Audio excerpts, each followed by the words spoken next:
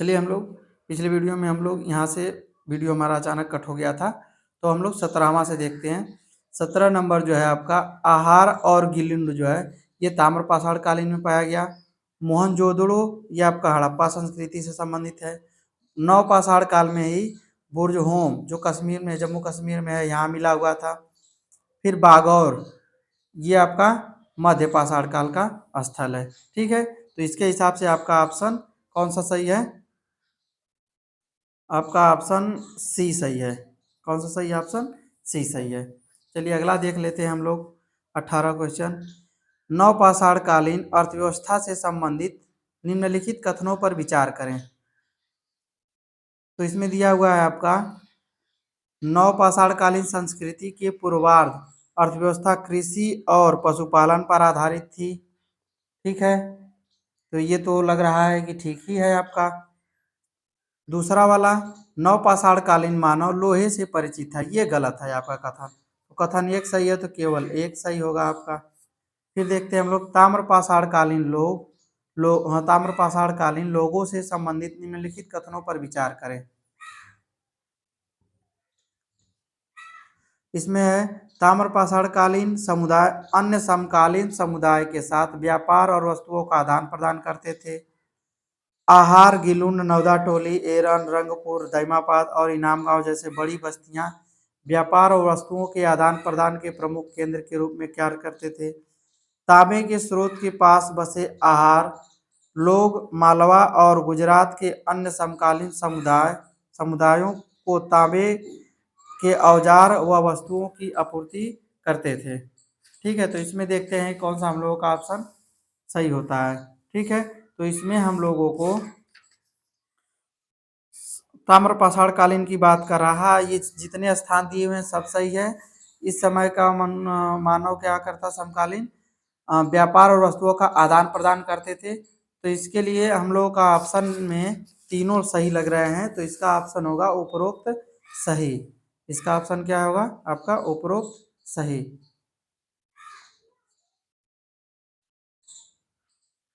इसमें उपरोक्त सही पे कथन से टिक लगाइए।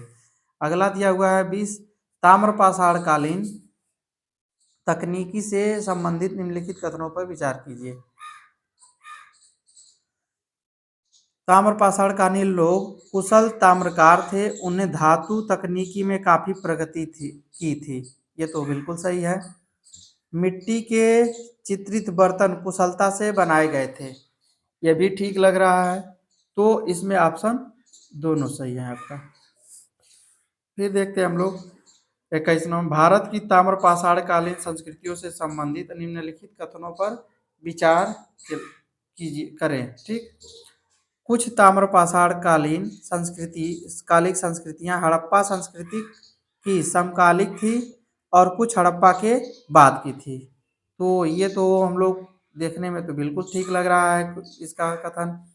दूसरा है ताम्रपाषाण कालीन संस्कृति की विशेषता उसके लाल और काले रंग के चित्रित मिट्टी के बर्तन के थे, ये एकदम सही है। दोनों को कथन क्या है? सही है।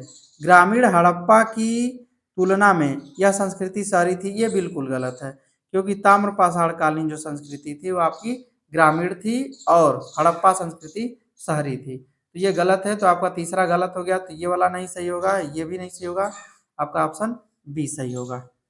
ठीक है, निम्नलिखित में कौन से जोड़े आपस में मेल नहीं खाते हैं? इसमें कौन सा जोड़ा मेल नहीं खाता है?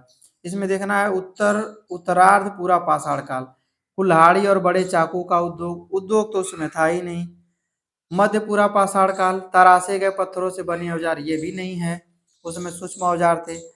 पूर्वार्ध पूरा पाषाण काल गड़ासे व छेनी के बने औजार, तीनों ऑप्शन नहीं सही है। ठीक है, तो इसमें का आपसे जवाब होगा आपका उपरोक्त में से कोई नहीं। ठीक है, 22 का कोई नहीं। फिर आपका है 23 नंबर मध्य पूरा पाषाण काल संस्कृति के औजार व तकनीकी से संबंधित निम्नलिखित कथनों पर विचार करें। मध्य पूरा पाषाण काल की मूल विशेषता चमकीले और चिकने पत्थरों को तोड़कर उसमें से छोटे पत्थरों के टुकड़ों को तराशना थी। ठीक है, दूसरा है आपका औजारों में विभिन्न प्रकार की कुदाली, छिद्रक और छुरियां थी। तो यही दोनों काम किया गया था आपका मध्य पाषाण कालीन में।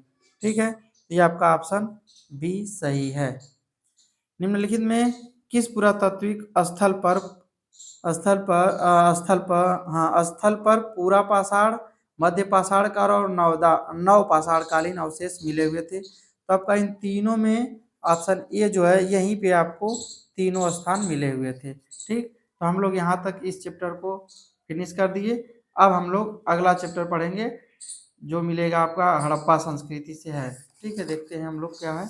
ये वाला चैप्टर अगले दिन से हम लोग पढ़ना स्टार्ट करेंगे।